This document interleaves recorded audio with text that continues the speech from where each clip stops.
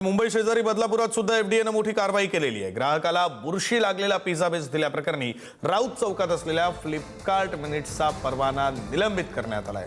ग्राहकांच्या तक्रारीनंतर या प्रकरणामध्ये मनसेने आवाज उठवला होता आणि त्यानंतर एफडीएच्या अधिकाऱ्यांनी काल संध्याकाळी फ्लिपकार्ट मिनिट्सच्या गोडाऊनवर छापा मारत सर्व खाद्यपदार्थांची तपासणी केली। काल संध्याकाळपासून सुरू असलेली ही कारवाई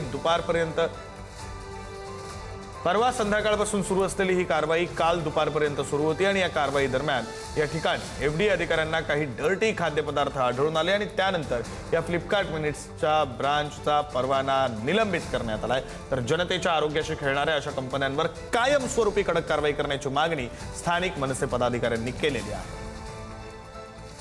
फ्लिपकार्ट मिनिट्सवरनं दुपारी 1:30-2च्या सुमारास पिझ्झा बेस आणि काही घरगुती वस्तू मागवल्या होत्या।